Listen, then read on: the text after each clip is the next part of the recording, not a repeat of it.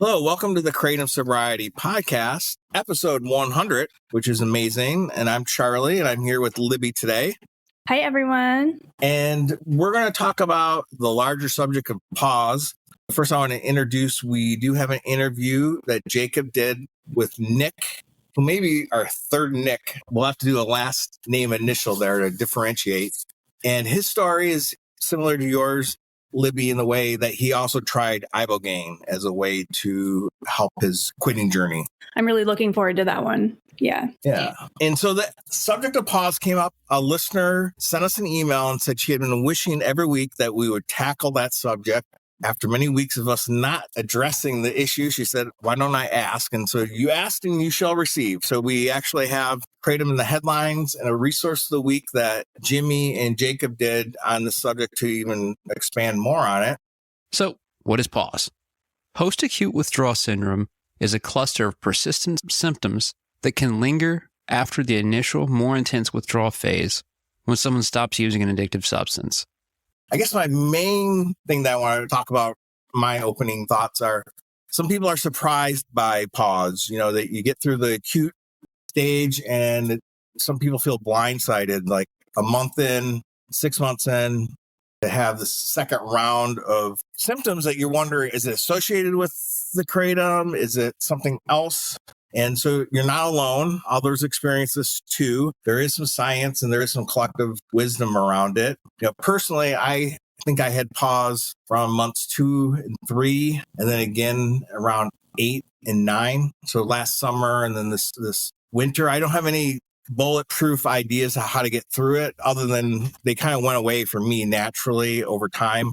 But, that's not the case for everybody. But what has your experience been, Libby? Well, I've gotten sober from various substances, including other opiates, a few different times. So I've had experience with PAWS a lot. I'd say that the most important things for me was having community and really having those really close friends who had been through the same things. Really building networks in AA. That was, for me, really important. Also, I did at times depend on some pharmaceuticals like antidepressants and gabapentin and things like that were supportive during that period of time. I mean, I think that pharmaceuticals have a place and time. And sometimes if that's going to keep you from picking up again, I think that that's an important thing to lean on sometimes. I will say this time around, I haven't experienced any PAWS because of the ibogaine. So I'm really grateful for that. I'd also say there's some pretty promising research about dopamine boosting, cold plunging, getting off your phone and things like that, about being better for your brain having the capacity to rewire, because that's what's happening. It's like rewiring without the Kratom. One of the things when I'm talking to people about this is some of us, the reason we were taking Kratom was we were self-treating other symptoms. So it is hard to distinguish if I'm 3 months into a quit and I'm abstained, but I'm having depression or trouble focusing or some other kind of cluster of symptoms. Is this from the Kratom quit? Are these like PAWS, or is this some untreated something else that was already existing that was covering up with the Kratom? You might have to ask for professional help, try to seek an expert. I know some of us in these days, the trust in some of the professions aren't like they were with doctors, but at some point, if you're having something that's persistent and you've tried several things on your own and might include pharmaceuticals, like what you said, you're doing this in a community that, don't quit on your own and don't try to get through the PAWS on your own. That is something that other people in whatever group that you're part of might be able to give you help so you don't feel so isolated. Yeah, I can only speak for myself, but I have seen it being a pattern with addicts in general. When I'm isolated and I'm spending a lot of time at home and I'm not going out and I'm not showing up at meetings and I'm not doing service work, then I'm going down a bad road. I really need community. And I've noticed that I'm the happiest and most fulfilled when I have really close friends in my life and people who really see and support me. So that's why I think it's just really important to have connection and community and support. Yeah, I do think PAWS is one of the causes of relapse on Kratom. I'm feeling so bad, I might as well at least do something that at one point worked. So that definitely can be frustrating if you return to Kratom because of that. I personally, I think it was mostly time to help, but it's almost the end of this year. If you remember earlier, beginning of the year, we did some New Year's resolutions, and I've had a little bit of success with some of the things, which was spending less time on my screen. I'm not as terminally online as I was at one point, and that's been helpful. And I've started some more new exercise routines. Last weekend, I ran a 5K. Moving your body, getting off the screens. I mean, that is a redundant thing that we say over and over again, but that will get you good results if you're doing that. I have not taken the plunge, so to speak, on doing those cold things. Yeah, pretty unpleasant, but I think worth it. You do feel better. It's pretty immediate too. I know the things that we talk about, like going for a walk, moving your body and staying off screens, you don't want to believe that will work, but it really is so helpful. I know Chris and I have had that conversation in other intros. So, yeah. But you're lucky your pause only lasted like 2 or 3 months. Is that 1 or 2 months? Yeah, it was really frustrating because I felt like months 3 and 4 were worse than months 1 and 2. And I went through a phase where I had no energy. And then eventually I got my energy back, but then I had no focus. By the fall, I felt a little bit better. But part of it, I think I had a pink cloud the first couple of months. I was a little bit ecstatic. Finally getting off the Kratom after multiple attempts to fail. And I kind of got really excited about the podcast. And then I think the reality set in. But I do remember last fall being better. But then when the winter came, it kind of returned again. I didn't do anything really concrete to get through them. But, now it's a year and a half out. I feel like I'm truly at my baseline back to 15 years ago. I do have some chronic low-grade depression. It's not related to Kratom anymore, I think it's just a lot of patients. Our bodies are healing. We were doing some damage to them. Like it took us a long time to become addicted. So having that kindness to our bodies and just supporting us through nutrition and movement is really important. Yeah. And I think PAWS is another thing that we start to compare. It's good to talk to others, but compare and despair, they say. So you don't have to do it alone, but everybody's journey is going to be a little bit different. Their timelines are going to be a little bit different. I don't think the pause will last forever. And if they are very persistent or resistant to any intervention you're doing, seek out help from an expert. And you're not alone. So hopefully the content at the end of this episode will be helpful for those suffering from PAWS. And I guess we'll get to that interview with Jacob. Thanks, Charlie. Thanks, Libby.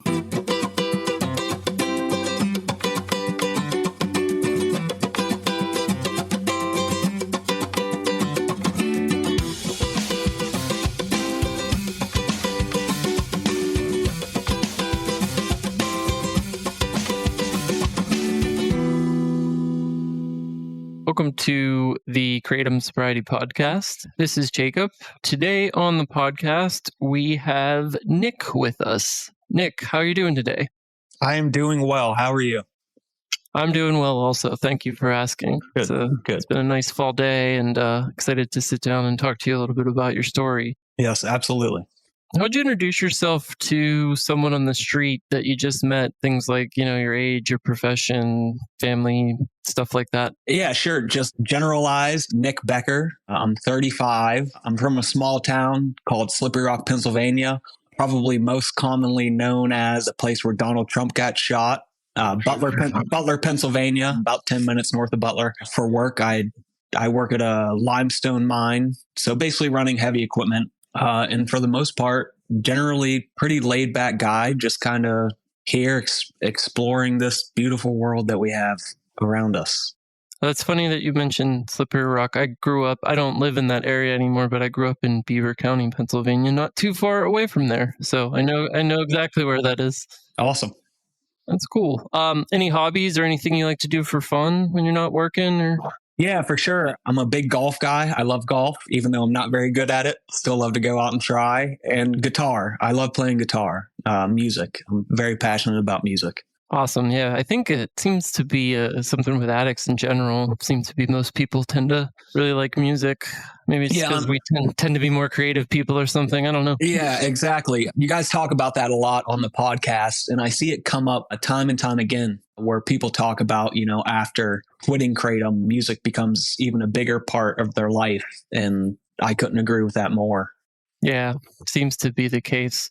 Well, we could probably talk about really nice and fun things, and we sure will as we get through some of this. But, why don't we talk about a little bit about why you're here? So how did you first encounter Kratom and first come to try it? How does that become part of your story? Yeah, between the years of 2010 to 2015, I was addicted to Suboxone, and then finally asked my parents for help, let them know what was going on, and went to rehab, ended up moving down south with my biological father, and was sober for close to a year. And, things were great. I had no intentions on using ever again. And one day while I was at work, I was working at a gas station at the time. I thought I was buying a 5-hour energy shot. So, I bought it, took it. 20 minutes later, felt like an opiate buzz and thought, what is this? And checked the shot, and it said it had Kratom in it, which I didn't know what it was at the time. And I did a very minimal amount of research. I'm sure if I would have done more, I might have been able to keep myself out of this mess. But it was 2016 at the time, so I don't think it was quite as big as it is now. But at the time, whenever I researched it, it said it was non-addictive and that it was, related to the coffee plant and no withdrawal symptoms. So I thought, in my head, what a cheat, like I was this opiate addict and now I can get high without any repercussions from it. So that basically started my journey there. I started taking Kratom almost daily. And then, 7 years later was still addicted to it. For the Suboxone, was that like your first opiate addiction, or did you start on something else and end up getting on that for treatment and then found it to be more problematic? Just curious. Yeah, no. So, I was like any typical teenage kid. I was experimenting with drugs, everything, and then found opiates, which, most people who end up trying opiates, they like them, they get stuck on them. Yep. And I got stuck on opiates, was doing heroin here and there, but it got to the point where it was so hard to find.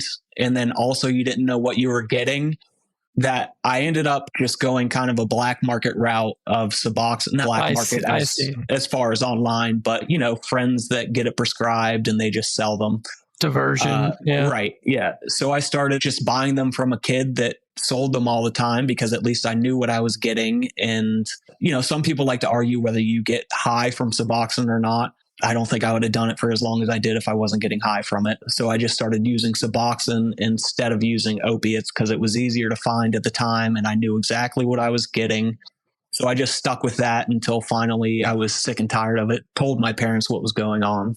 Okay, cool. Yeah, I was just curious on that. All right, back to the Kratom use. So how did that journey go? You started in 2017 when you tried the shot first and didn't know what it was, and then used for 7 years before you essentially got sober. But was it a quick progression up to addiction, or was it take a shot or two, for the first couple of years, and then eventually you ended up using it daily? How'd that kind of progress?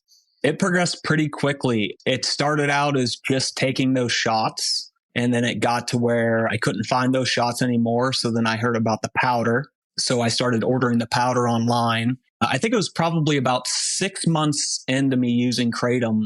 I was traveling back up north to see some family and didn't take any Kratom with me, thinking, I'm not going to go through withdrawal to be fine. Yeah. And ended up experiencing withdrawal from it. So I just started taking it every single day. And then it progressed to a point where, I was ordering kilos off of a website and just using the powder every single day. It started off as once or twice a day and then eventually progressed to 3 times a day, sometimes 4 times a day on the weekend. And I was doing huge quantities of the powder. I'd say like 50, 60 grams a day. Yeah. I never ended up gravitating towards the shots just because I never knew exactly how much to do. Plus, they were so much more expensive than the powder. So I just kind of stayed with the powder. In between then, I had 2 different moments of sobriety, I'll call them. We'll lead into this eventually, but I went down and did ibogaine. I've done it 3 times now, but the first 2 times I quit and then relapsed shortly thereafter to no fault of my own. And that would eventually ramp itself up again. I would start out small doing, just a couple grams a day and then eventually work it up doing 40, 50, 60 grams a day. It was almost like each time I relapsed, I doubled down and started doing more and more and more. I know exactly what you mean about that. When I look back on my own personal story with Kratom, I felt it was the same story. Every relapse was more and more, and it was like harder and harder to stop, and it went on longer and longer. When did you go from this was something that you thought was okay to, oh shit, I got a problem and I got to quit? Like what ultimately made that decision for you? Well, I knew for a long time. I think as addicts, I think we know when we're addicted to a substance and it's a problem. Yeah. It's just whether that problem has gotten bad enough that you need to quit. Do you actually want to admit to yourself that it's a problem, and how long can you live in that delusion? Right, exactly. And that's the tricky thing with Kratom, is that it's not necessarily a dangerous substance. I mean, it has its downfalls for sure. Odds are it's not going to kill you unless you're doing something else with it. If you take too much of it, you're probably just going to throw up. You'll get a little sick. You'll get the wobbles, and that's it. So I think in my mind, I saw it as like a safer alternative to doing opiates. Yeah, sort of natural medication-assisted treatment or something, if you will. Right. Exactly. That, and if no one in my life other than, one guy that I work with knew that I was taking Kratom. So even if someone saw me taking it, you could just say, this is just Kratom. It's related to the coffee plant, and, you take it and you get a little boost from it. That's it. So 2016 was the first time I tried Kratom. 2017, I ended up moving back up north to Pennsylvania. Shortly thereafter, got in a bad car accident, was in the hospital for about a week. Okay. And I remember going through withdrawals in the hospital and thinking to myself, this has gotten out of control. If it's getting to the point where I'm in the hospital and they're giving me opiates for pain that I'm in, and I'm still going through withdrawal, obviously the Kratom has affected me significantly more than I expected. Yeah, that's what I always think is interesting when people say, is Kratom, an opiate or not? My kind of take on it at this point is, does it really matter? Like take, like you said, take 50 plus grams of Kratom and then get a prescription to Oxycontin and see if it works. It doesn't, because your receptors are already tolerated because Kratom is affecting them the same way. So 100%. So your journey's an interesting one. We've had a guest or two on already that talked a bit about ibogaine, but since you've done it 3 times, maybe talk about what it was like the first time. This is going to be a long probably answer to this question, but I'll just ask it. I would love to hear your story about the first time you tried it, what you think led you to relapse again the second time, and then ultimately the third time, and like how you think that's different and how you're going to move forward from here. I'd love to hear your kind of answer to that. I knew about ibogaine for a while, but in 2021, my brother actually sent me a podcast regarding ibogaine. And my brother's a military veteran. He was deployed overseas, and ibogaine's very good for military veterans with PTSD and trauma. Oh, I didn't know that. Oh, that's great. Yeah, ibogaine is not just drug addiction. It is very good for depression, anxiety, trauma, PTSD, brain injuries. It creates new neural pathways in the brain, but it also heals your brain. And I think they say it makes your brain like 1.6 years younger than after you take it. How they do that research, I couldn't tell you. Love to see the bar chart with the errors on how they come up with that. But anyways. Right. So if that's true, then I'm 32. I'm not 35.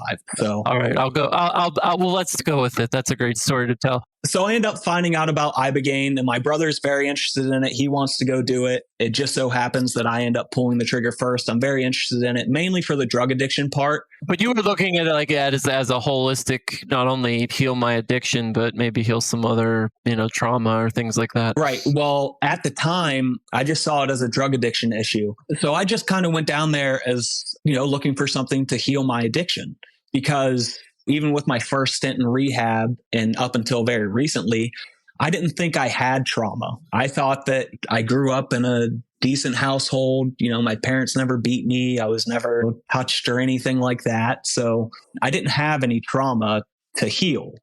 So I thought I just do drugs because I like the way they feel. That's what it is. So if I can go down to Mexico and do ibogaine that can heal that, then let's do it. The first place I go to, I won't list the name of them. They're very nice people. I think they were just too young into the game of ibogaine that they didn't really know what they were doing. They didn't offer any preparation or integration afterwards. So I just kind of went down there, did ibogaine, ended up getting underdosed. Okay. I was underdosed. So I didn't really have too much of an experience with the ibogaine. A lot of ibogaine clinics that you go to will also offer 5-MeO DMT. They also call it Bufo. It comes from the Sonoran desert toad. The technical name for it is Bufo alvarius, so they'll call it Bufo.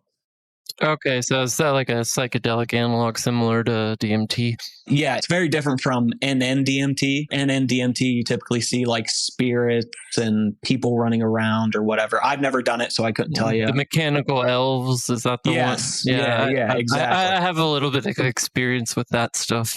5-MeO is a bit different. They call it the God molecule. And the reason they call it that is, and it sounds crazy, at least my personal experience, and I'm sure the majority of others, it's like a death experience. You die and you're almost one with God and the universe. Okay. It's very hard to explain. I could keep you here for 20 minutes explaining it, but we'll move on. So I did ibogaine and bufo 5-MeO DMT at the first place I went to. Came back. I mean, I felt good.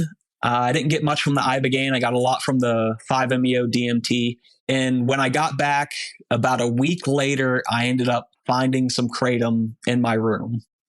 And I decided I could try it. I'm cured now. I can take it maybe once or twice and I'll be good. I'm addiction cured. On to recreational drug use. Yes, got it. Exactly. So I did it, and then that just put me back on the same path I was. And so about a year or so later, I decide, I'm sick of using kratom again. I can't quit by myself. Yeah. Not that rehabs are bad. They're just, to me, rehabs are just the one time that I've gone to rehab, at least. It seemed like it was just people telling war stories the entire time and trying to hype up the drug use that they did. I did, X, Y, and Z more than you did. So that makes me better than you somehow, I can totally sympathize with that. I think everybody's going to recover differently. But. Yes, exactly. So I knew that like traditional rehab wasn't for me. Plus, I didn't want everyone knowing about it as far as family, friends, work, especially. So I thought, I'll go down, I'll do ibogaine again. So I found a different place, and this place is fantastic. And if you don't mind, I will put the name out there. I know some people don't mind that. The place is called Beyond. It's spelled BEOND. BEOND. Okay. If there's anyone out there looking to try ibogaine, this is the place to go to. They are fantastic. So I go down there last year in April of 2023. And, this place actually has preparation and integration afterwards, where you talk to therapists before you go into your treatment, and then also afterwards to try to integrate your experience afterwards. So I prepared a lot more this time, but I went down there with the mindset of, ibogaine's going to fix me again. I don't really need to worry about anything else. I can ask the medicine questions that are kind of superficial, like as far as like, who am I and what should I be doing with my life and other things. Philosophical questions that have answers that could be open to interpretation and are not concrete. Yeah. 100%. It's actually funny. Whenever I asked the question, the second time that I went down, I asked the question, who am I? It was so funny. It actually showed me my face. It was like, duh. You know what I mean? Like, you are you, And for people that don't know much about ibogaine, when you do it, you can ask it questions. And a lot of the time it will give you answers, whether it's an answer in the form of a picture, a vision, even you talking back to yourself. Okay. So I go down, I do it last year in April, and it was fantastic. I had an amazing time. I got more from the ibogaine than I got from the first time. Then I also did the 5-MeO DMT, which was excellent as well. And how does that work? Is it like you do one of them one day, you have like a period of time to be sober, not in a psychedelic headspace, and then eventually like you do another one immediately, or do you do it like next, like right after another? How do they do that? I'll just run you through the whole gamut. Yeah. What was your second experience like from like landing to leaving? So when you land, get to the airport, they pick you up with a car service. They take you to Beyond, which is it's about a 20-minute drive from the airport. You check in, you talk with the doctors and medical staff there. Anyone who's looking to do ibogaine, make sure you vet wherever you're going. Make sure they have doctors and medical staff on hand.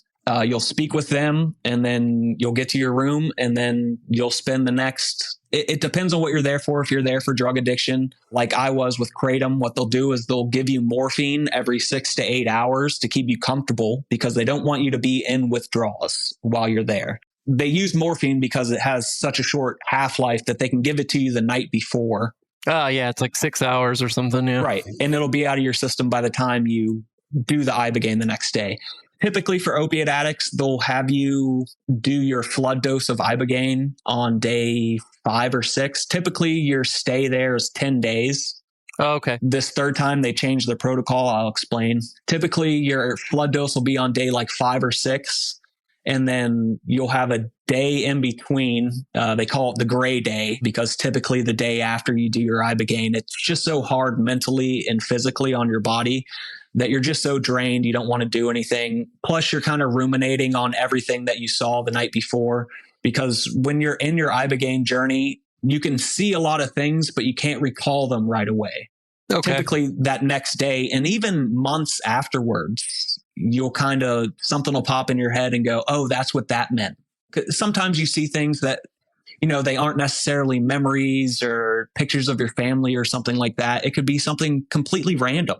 And at the time, you can't put meaning to it on why you saw that. And then all of a sudden, 2 weeks, a month, 2 months later, you can go, oh my gosh, that's what that meant.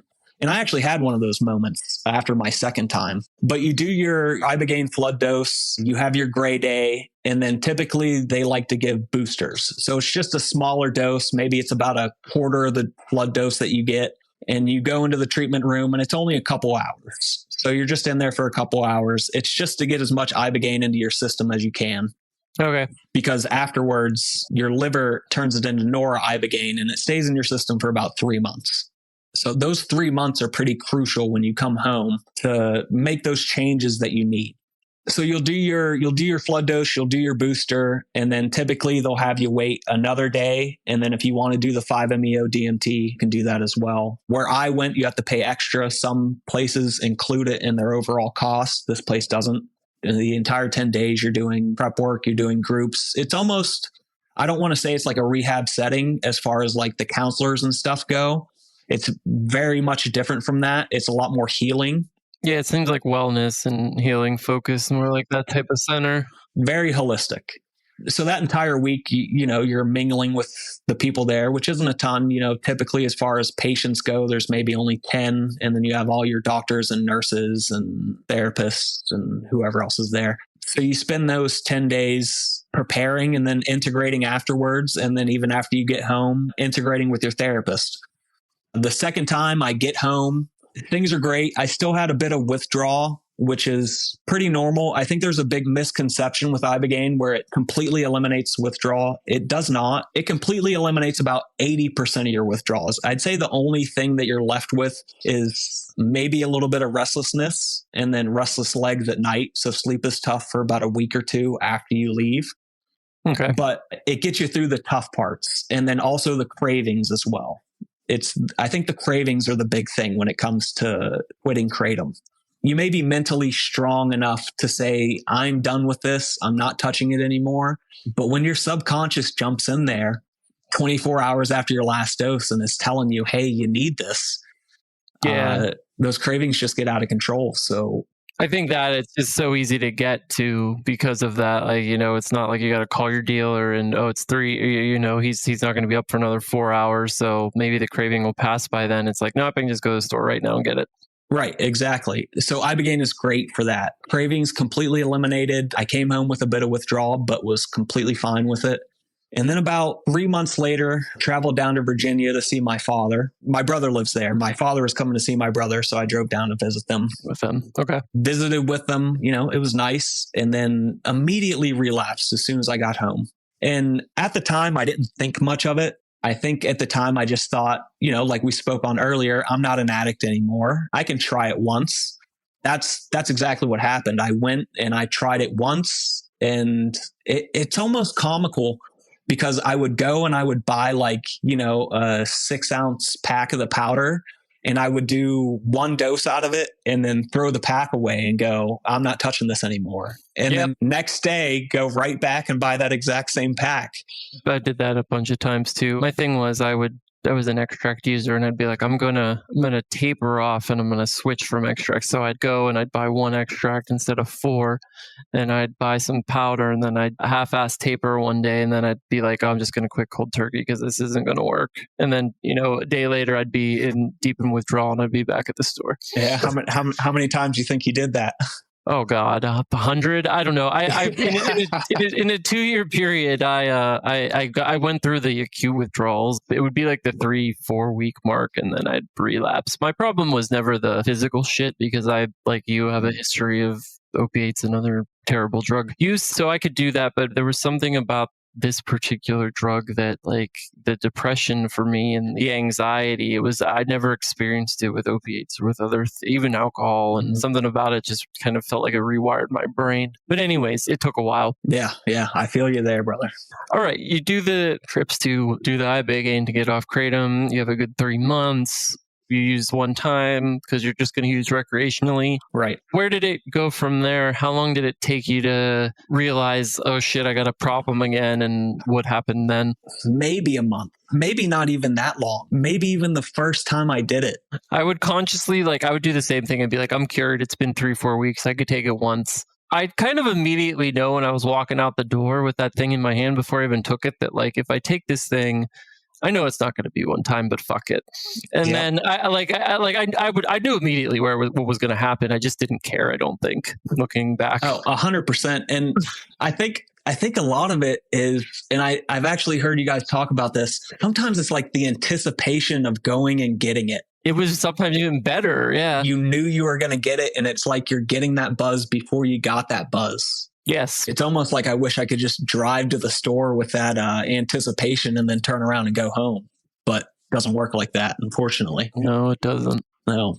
So, yeah, I mean, it was, I'd say, probably the first time I did it, I knew that I was going to just travel right back down that road. And I think I thought because my ibogaine experience went well compared to my first one, and I hadn't put in any of the work, that I would be fine. I was completely wrong. And again, I doubled down and I started using more and more and more until it reached a boiling point where I just thought, cannot do this anymore. Yeah. I'm sure every person who's done kratom out there, addicted to kratom, can agree the depression that comes with it and the anxiety that comes with it is almost unmatched. It comes out of nowhere. I never had anxiety until I started using kratom. And then it just grabbed a hold of me and got to the point where I couldn't take it anymore.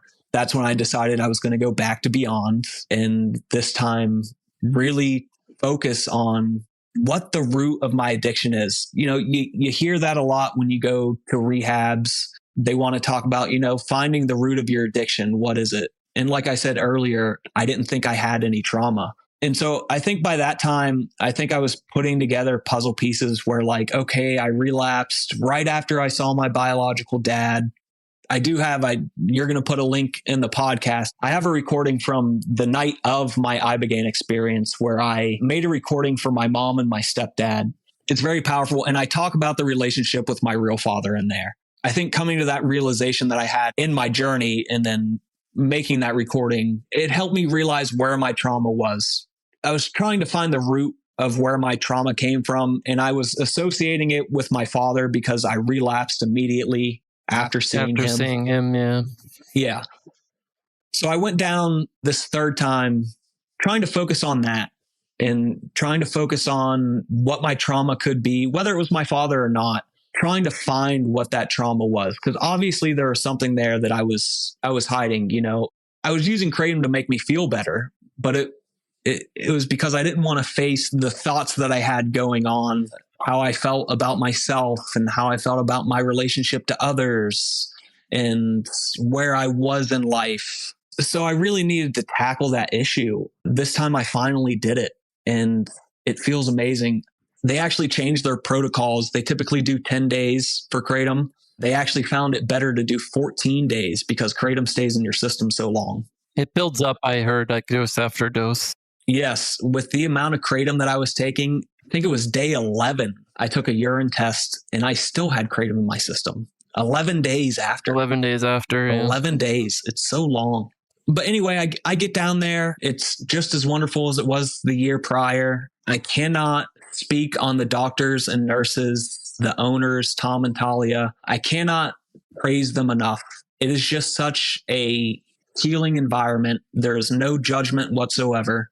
everyone is there to make sure that you are feeling okay, no matter what is going on. If you have anxiety, they'll give you something for that. If you're struggling with X, Y, and Z, they're all there for you.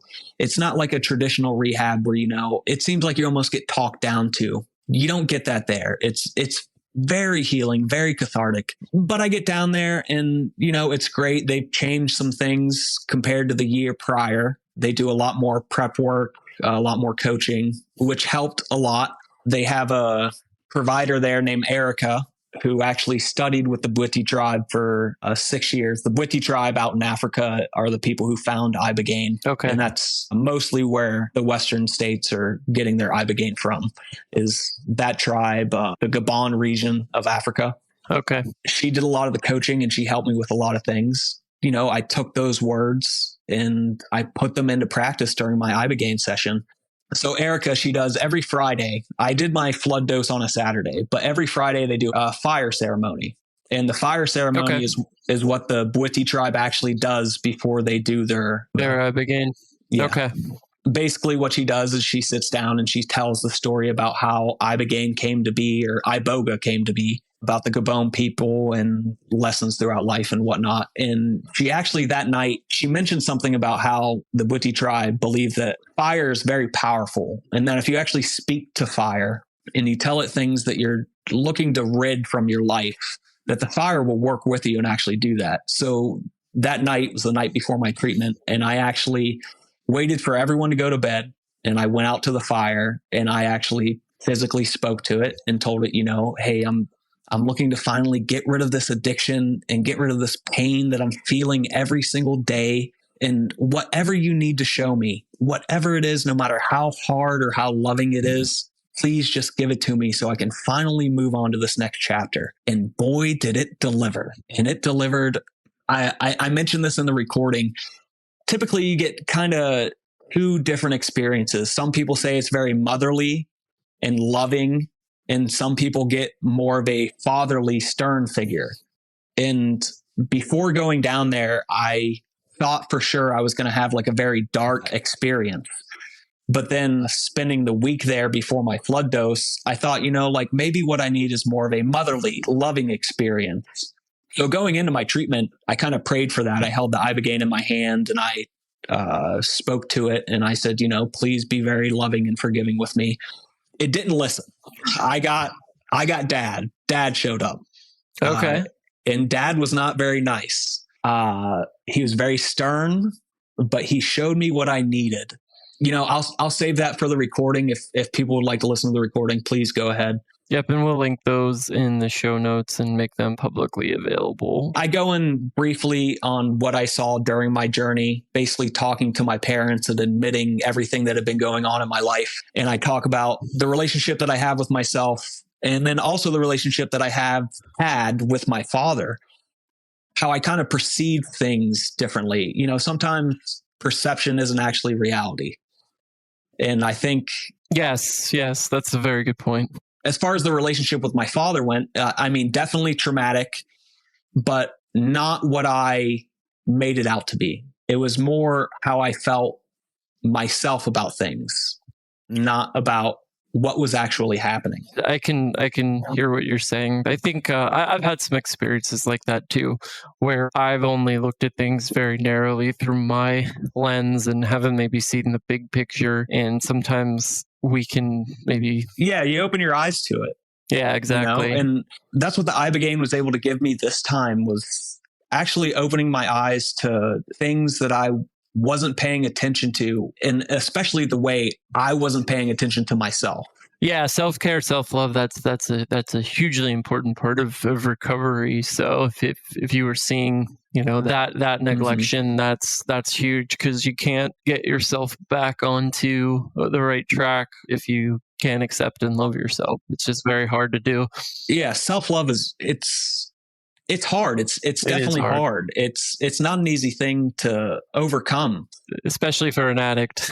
100% for an addict. It is so hard. And, my heart goes out to all of the people that struggle with it, but there is a way.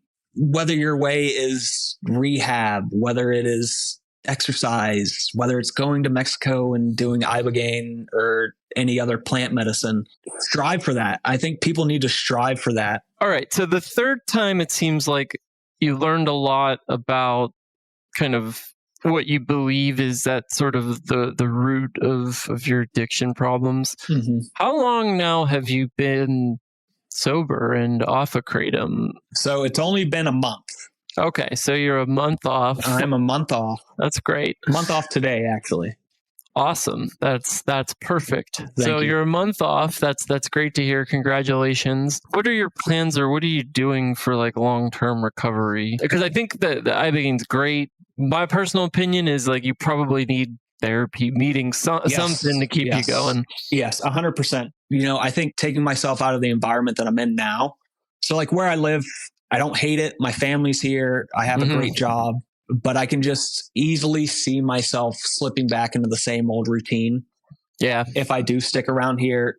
Currently, I have a plan. I'm actually going to move down towards Virginia to kind of like get out of the setting that I'm in now. And that actually worked for me the first time that I did get sober. You know, I wasn't looking for drugs.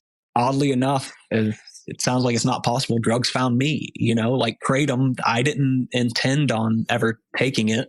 It just kind of one day I took it as a mistake, you know. So I think that would help to move. So I plan on moving. Therapy for sure. You know, I still work with the integration coaches, and therapists from Beyond. They help a lot. Podcasts for sure, like your guys' podcast. My brother turned me on to you guys. Oh, cool. And it's fantastic. Exercise, I think that's a big thing. You see that a lot with people in recovery. They almost flip a switch and I don't want to say become gym rats, but a lot of them do, just because you know, your body feels better, your mind feels clearer, you get that endorphin rush. So you just kind of like, I don't want to say you replace one addiction with another, but a lot of people do that. They replace one addiction with another, whether I definitely did that when I quit drinking before I got on Kratom. I ramped up my exercise considerably. Yeah, that's what I'm trying to do. You know, I exercised quite a bit before. Over the last couple of years, I got into it, but taking it more seriously now for sure. I think most importantly is actually listening to myself and how I feel, and like recognizing like when my subconscious mind is talking and not me. Yes. You know, because you have that. And I'm sure people that are even 5 years into recovery have that subconscious that pops up and goes, why not today? You know, let's stop by the gas station today and give it a shot. Even in this month, I've had that pop up, but I'm able to recognize that voice isn't actually my voice. I know exactly what you mean. I have this, it's for alcohol because that's another one of my addictions. But, you know, every time when the summer starts, there's always like the first day that it's nice outside. Like I live in an urban area and I'll walk by and I'll see people sitting outside at a cafe, like drinking beer or something. And I'll be like, man, that would be great. But I could just go in and have one of those. And it's subconscious because like, I don't really care to drink. Like, I don't want to drink. I really don't. Like I have no desire to, but that's just my subconscious associating like a drink sitting outside would be nice. But like, I don't want to drink. I want either 0 drinks or 100. So it's not going to work. Well, like, how do you deal with it? Obviously you're in recovery longer than I have been. How do we deal with that?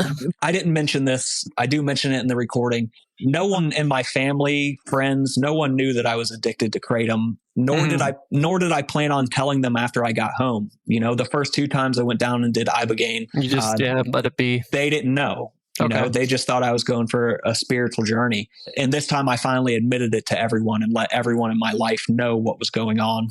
Okay, that's huge. But like my grandma said to me, you know, like, how do you plan on not going back to it? And you know, you can't ever give a definitive answer. You can give answers on ways that you plan on helping yourself not to go back to it, but you can't say for sure a reason why you're not going to go back to it. It's like Kratom's almost like alcohol now, you know? Yeah. On my way to work, I have to drive past a smoke shop that I used to buy my Kratom off of every day. Yeah. You know? Yeah. As far as someone like you, like if you're walking down the street in the morning and or afternoon, you see people having drinks and that was one of your substances of choice, you know, what's your thought pattern behind that, because you can't avoid life. You can't just not go to a restaurant anymore because they serve alcohol. My thought pattern is like this, and I've done the same thing with Kratom now. I read this book called Alcohol Explained, and I also read this book called Naked Mind.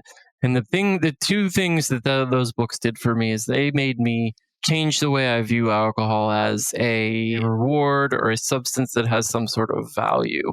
Two, it's a poison in a nice, pretty bottle.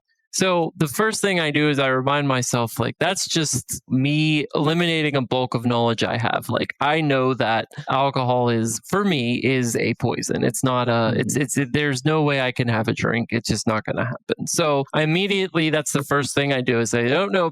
Time out. That's your subconscious thought associating a feeling of happiness with sitting in the sun with a drink, which is two totally different things. So let's separate those and recognize that you're just putting a poison in your body. The next thing I do is I go and I sit with that feeling, and because it'll pass. It may take 10 minutes, it may take 20 minutes, but eventually it'll pass. And whenever I get done with the day, I reflect on that and I try to incorporate it in journaling and stuff. And I do the same thing with Kratom now.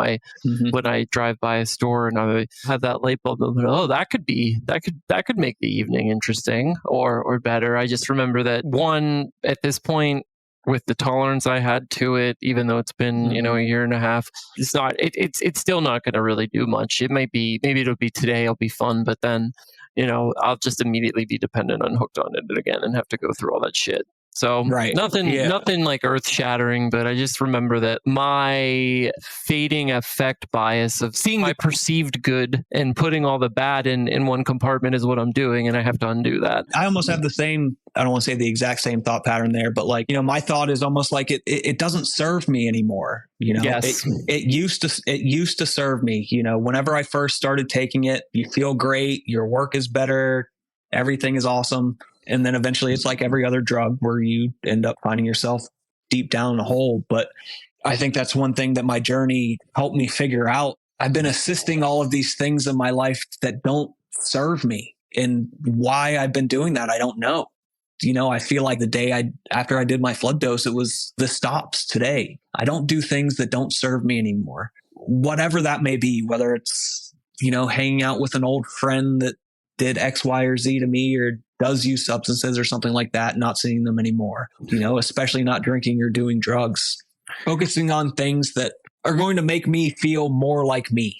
Yeah, my therapist helped me with that a little bit too, because I have some issues with people pleasing. And when it comes to substances, we were talking about the same thing. It's like exactly what you said. She was like, think about substances you do the way of doing things with people that you don't want to do. I don't have kids, but if I had kids and they were like, oh, we have a play, like maybe I don't want to go to a kid's play, but you have to, right? It's your kid. And it'll be good because you'll get to see your kid there and you'll be proud and all that stuff. But it might not be like, maybe you'd rather go to that rock concert with your friends, which is the same night, right? But then there's the people pleasing shit where it's like, well, no one's going to care if I don't go to the bar after work with the 4 coworkers. I'm the only one that's making a big deal out of it. They could give a shit less, but I'm just going to go to please them. So I kind of applied a similar thinking to substances. It's not like a 1-to-1, but like I'm trying to please the part of my brain that's telling me to use drugs when I know that the rational part of my brain is like, there's no way that's going to end well. So I just have to remember that like I can't please the part of Jacob's brain that says use drugs because it's never going to be happy. So I have to learn to just understand that that's always going to be there and just learn to, okay, well, let's think rationally. It's not going to fix anything. It's not going to make any of the things I'm dealing with today better. It's only going to make everything worse. So let's just put that to the side for now. Yeah, no, I actually love that. You're never going to make that part of your brain happy anymore. So just deal with that fact and live with it. Yeah. All right. Well, a couple more questions before we wrap up today. What would be your tip for someone that would come to you that, they hear this podcast and say like, I'm in a similar spot to where you were, what would you recommend I do? I really need to quit Kratom. Like, what should I do? One tip for sure is asking for help. Even when you have too much pride, even just telling people close to you, you don't even have to ask for help. Just telling people close to you what's going on. Like, hey, I've been taking this plant called Kratom, which a lot of people don't know about, at least the older generation, like our parents definitely don't know what Kratom is. You have to explain it to them. Yep. But even just explaining that to them and telling them what's going on will get the ball rolling. So definitely asking for help. Down at Beyond, every morning we have a gratitude circle where you talk about what you're grateful for, and then everyone stands up in a circle. You grab the person's hand to the left of you and you ask them, will you help me? And the whole point of that is to kind of instill in you that there's going to be moments in your life where you need to ask for help. Sometimes your pride gets in the way of that, especially being a man. You're kind of portrayed as you need to go through life on your own, and you need to, if you have a problem, fix it yourself. And that's what I was trying to do. That's why I went down to Mexico 3 times without telling anyone in my family what was going on. I thought this was something that I needed to fix myself. Yeah. Afterwards, realizing that no, this isn't something that you can do on your own. This is something where you need a support network, whether it's your friends or your family or going to AA or NA, whatever meetings they are. You need some sort of support network that you can talk to and hold you accountable.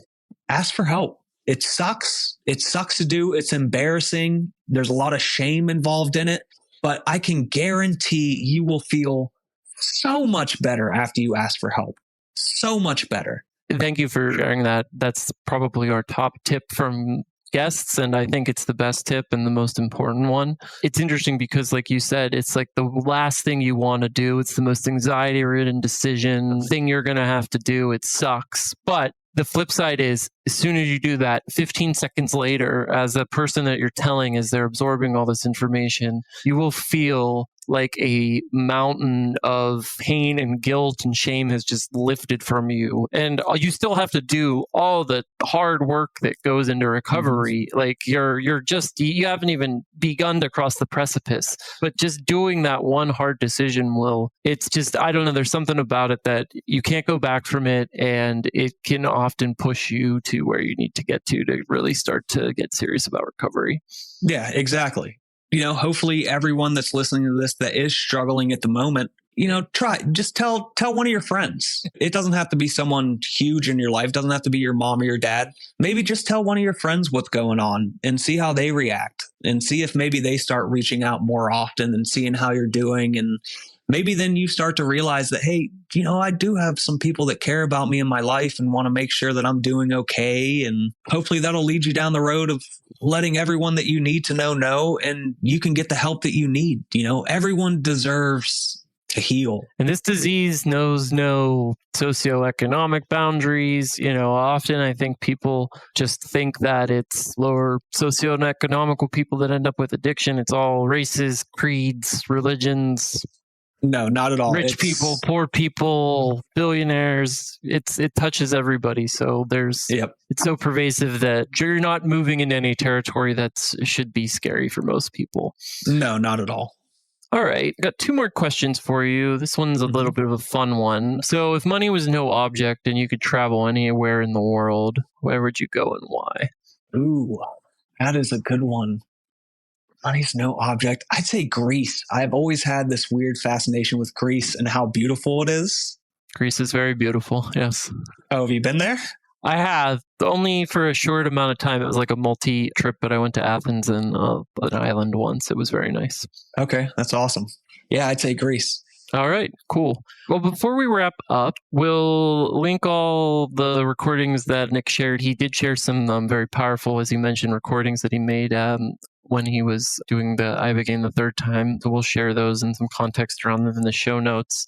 But before we wrap up, is there anything that you'd like to share with the audience that I didn't have a chance to ask you questions about, or any questions that you have for me? Yeah, I mean, we didn't get into it too much, but I think it's very important for people suffering with drug addiction to realize that, I don't want to say it's everyone. It's definitely not 100%, but I would say it's in the 90th percentile, that odds are your drug addiction comes from some sort of trauma. Whether that trauma happened a year ago, whether it happened when you were a child. So if you do decide to go on this journey of healing yourself, whether it's in rehab, whether you go down and do ibogaine, really try to focus on your traumas.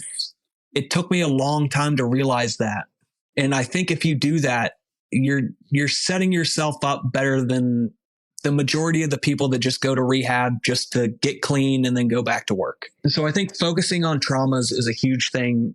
Sometimes it's what makes you cry, what makes you confront yourself, and what's super uncomfortable. these moments are the ones that you should be thankful for because they carry the potential of unlocking something fundamental inside of you. Yeah, that's profound.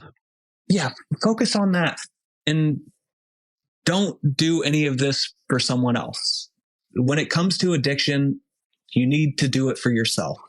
I think and even maybe you can speak on this. I know I can, that, a couple times that I tried to get sober, I wasn't doing it for me. I was doing it for other people, even though they didn't know I was doing it for them. This time, I finally did it for myself.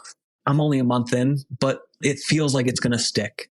There's a lot to that last point you made. I'll kind of speak to a few pieces there, but maybe I'll start from the end and work my way backwards.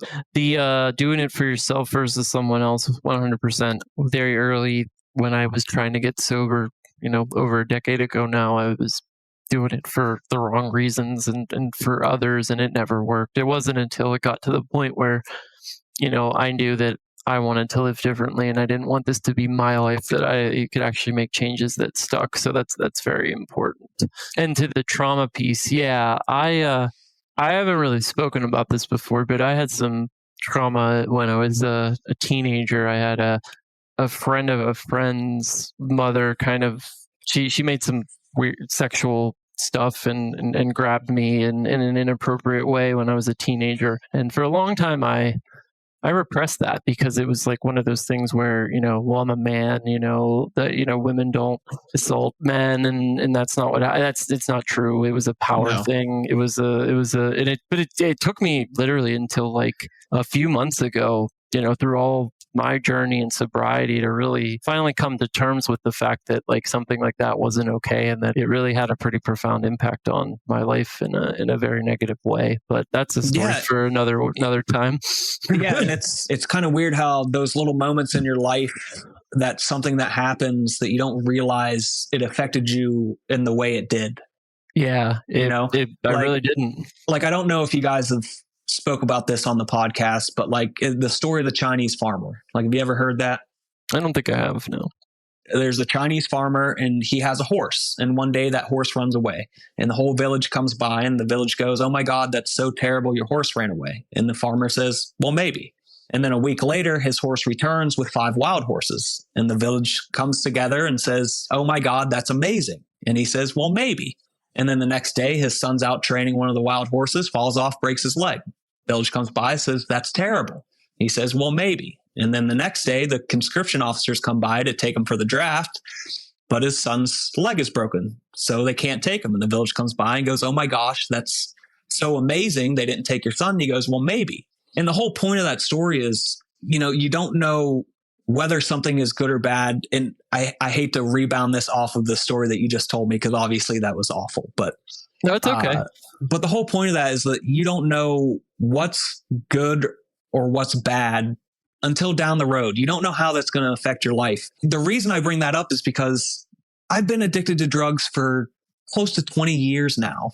But now that I've gone the route that I've gone, it's afforded me these opportunities to possibly, we didn't get into it, but possibly work for Beyond in a coaching setting.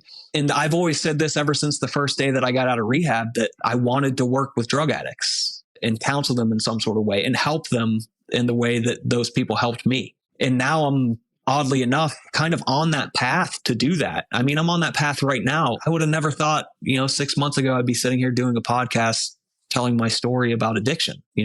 Hopefully this reaches out to even one person and helps them. I'm sure it will. Just like the Chinese farmer, those things were bad at the time, but in a year from now, it could be my whole reason for living. Yeah. Life is a journey. There's no way to control it. It's just kind of a random series of events in many, many ways. And we just kind of have to live with the decisions we make, with the information we have at the time. And like you said, it's only usually until some period of time down the line that we actually see how those decisions ultimately affected the trajectory of one's life. Yes, exactly. Well, it was great talking to you, Nick. We could probably talk for another hour or two, but I think a lot of really good information. We'll make sure we link your info and those recordings you shared with us in the show notes of your episode. If anyone does want to reach out, my Instagram is nickbecker64. Even with the kratom addiction in general, but if you're looking for plant medicine, especially ibogaine, and you have questions about it, feel free to reach out. I really feel like it's almost my duty now to kind of pass on what I went through and be able to serve that to other people. So if anyone is curious, please feel free to reach out anytime and I will respond. Great. Well, you heard it from Nick himself. We'll leave his IG and other info in the show notes. And Nick, thanks again for taking the time to speak with me. I think this is going to be really helpful for folks, and I hope you have a great rest of your evening. Yes, thank you so much for letting me do this and getting my story out there. I very much appreciate it. Can't wait to hear more from you guys. Have a wonderful rest of your weekend. Thank you. You too.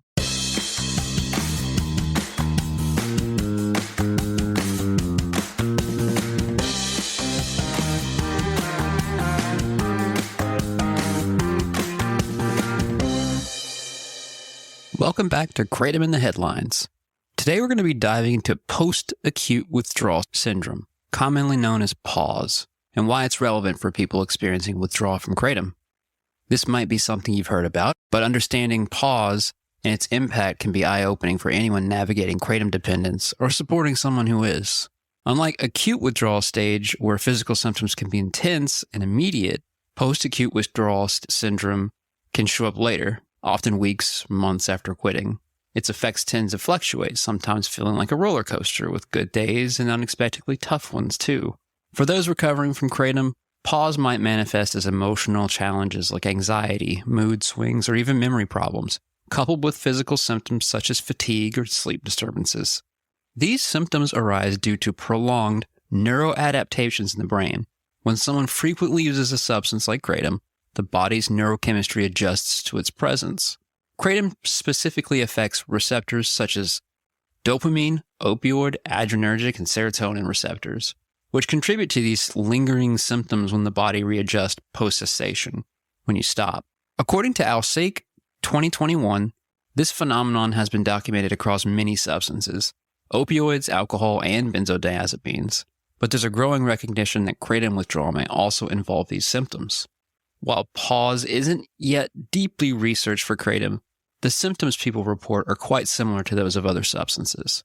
So why does this matter? The impact of post-acute withdrawal syndrome is significant. It can make sobriety extremely challenging and is, in fact, a pretty common cause of relapse. Imagine trying to move forward only to have these waves of mental fog, irritability, or insomnia hit out of nowhere. Without knowing PAWS exists, it can feel isolating and might even push someone to return to using just to find relief. For anyone in recovery, or if you're supporting someone who is, recognizing this can be a game changer.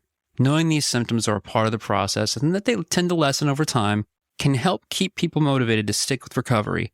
Seeking support, both social and professional, can make this journey more manageable. Thanks for tuning in. If you found this helpful, feel free to share it. And remember, understanding what happens after stopping kratom is key to overcoming its challenges. Thanks for listening, and remember, keep it kratom free.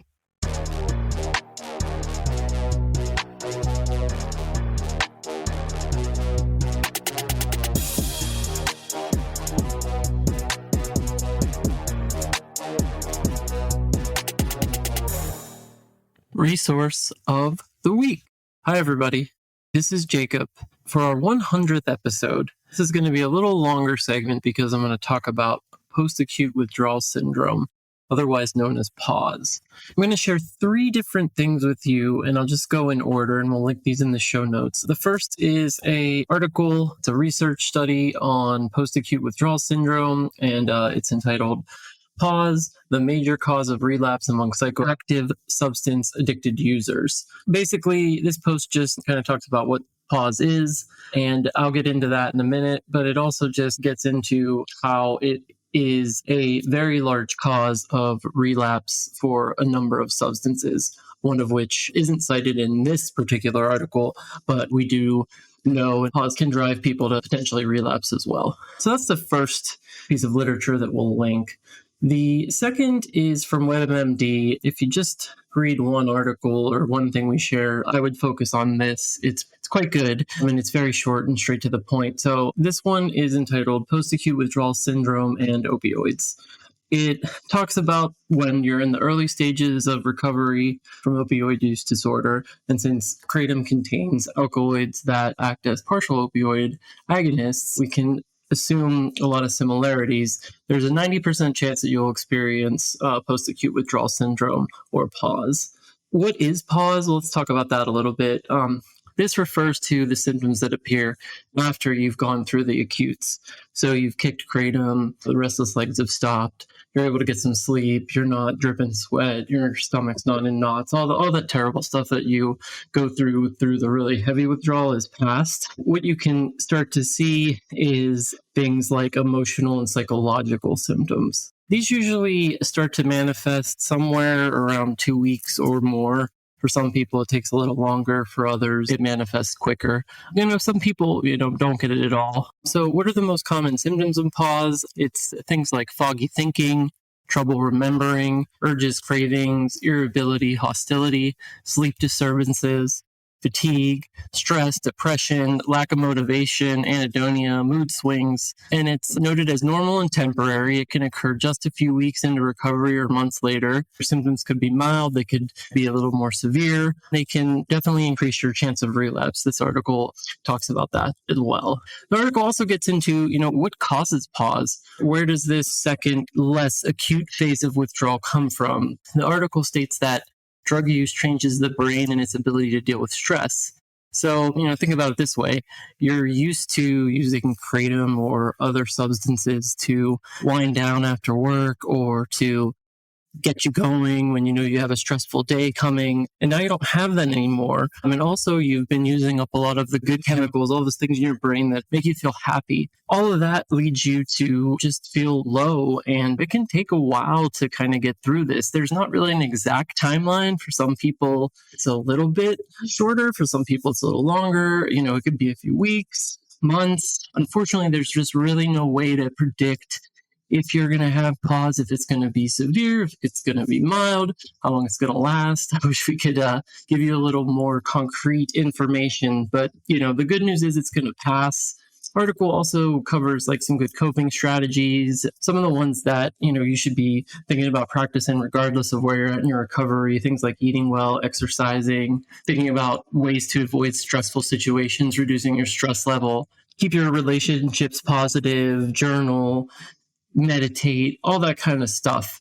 So that's essentially what the article covers. And the last thing I'll share is some data. So we found this on the Quitting Kratom subreddit. It's about 6 years old now, so a little dated. They had gathered some information to essentially assess how long PAWS was lasting for Kratom addicts. Do people get better after a series of time? So it talks about the good and the bad. They found that when they surveyed this group of ex-Kratom users and addicts in the Quitting Kratom subreddit, on average, PAWS was lasting about 8 to 12 weeks, so 2 to 3 months. But they did say the distribution was pretty fierce, pretty wide. They would also get into, post-PAWS, did users get back to their pre-Kratom abuse selves, both mentally and physically?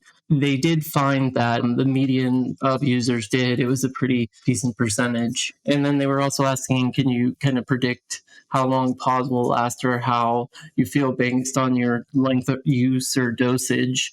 And to an extent, yes, but there would need to be more factors to kind of make it a model. And they get into some different amounts of Kratom and duration and all that stuff. So you can read this for yourself. We'll link it. I think what I want to talk a little bit about before I end this segment is my personal experience with PAWS was always very difficult. I've been through it a couple times with different substances, with alcohol. That's what ultimately led me to Kratom. I was looking for a solution to deal with the PAWS from not drinking, and I found Kratom and heard it was non-addictive, but that turned out to be a different story altogether. Kratom was a real beast for me with PAWS. It would start to kick in after the first week or two. Man, it was, for me, my mental health. I can deal with a lot of physical stuff. I think I've just been through it enough times now that I just know what to expect, and I know it'll end. With the pause and with the deep depression I felt from coming off of Kratom, it was a whole other beast, and it led me to relapse a lot of times. But just know that there's hope out there. You will get through it. Reach out if you need help. Go see a medical professional if you feel like you need to. See a therapist if you're feeling depressed. Just stay active in the community and talk about these things, because, we're all going through it. Even some of us that now have a year, 2 years, 3 years, 4 years away from Kratom, we still have to deal with all these things and feelings that are going to be part of our life that this substance ultimately kind of caused. So I think I'll leave it there. Thanks for listening. So excited that we've got our 100th episode, and keep it Kratom free.